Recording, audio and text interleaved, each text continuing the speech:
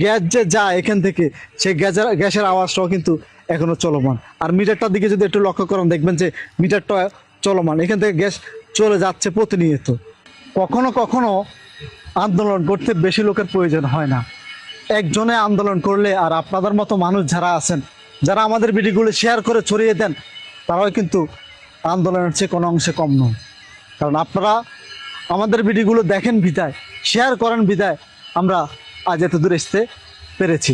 আমি একটি ভিডিও করেছিলাম আমাদের বিজরা বাজারের সেই গ্যাসের সাব স্টেশন নিয়ে, যে ভিডিওটা আপনারা প্রায় 8 লক্ষ মানুষের কাছে পৌঁছে দিয়েছেন। তাহলে আমি সফল, আমি আন্দোলন করে আমি সফল।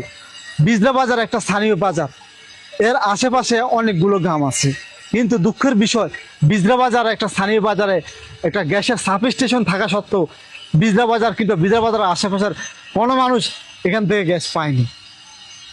কোন অপশক্তি কিংবা কোন অবহেলার কারণে আমরা আজ এই গ্যাস থেকে বঞ্চিত সেটা আমার জানা নেই। আমরা আন্দোলন করছি, করব এবং করে যাব।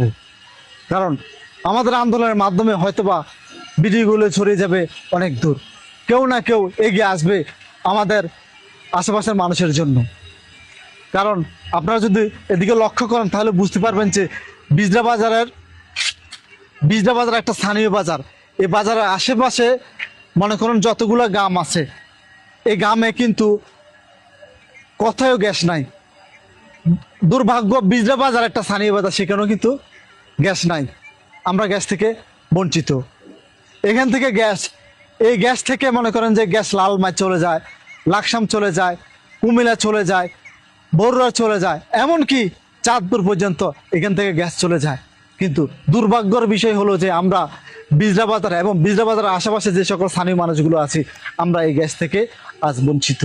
কেন আমরা এই গ্যাস থেকে বঞ্চিত সেটা আমার জানা নাই। আমরা আজ পর্যন্ত জানতে পারলাম না কোন অবহেলার কারণে আমরা আজ এই গ্যাস থেকে বঞ্চিত, কী বা অপরাধ আমাদের, আমরা সেটা জানা নেই।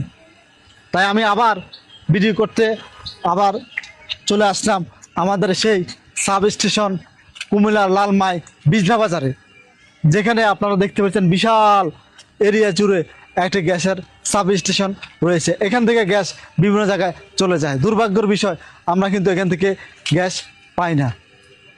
আপনারা যদি লক্ষ্য করেন তাহলে বুঝতে পারবেন। দেখেন, আমি আগের ভিডিওতে বলেছি যে গ্যাস যে যায় এখান থেকে সেই গ্যাসের আওয়াজটাও কিন্তু এখনো চলমান। আর মিটারটার দিকে যদি একটু লক্ষ্য করেন দেখবেন যে মিটারটা চলমান, এখান থেকে গ্যাস চলে যাচ্ছে প্রতিনিয়ত, কিন্তু আমরা গ্যাস পাচ্ছি না। আমরা আন্দোলন করছি, করে যাব। আপনারা যদি সাথে থাকেন, আমাদের ভিডিওগুলো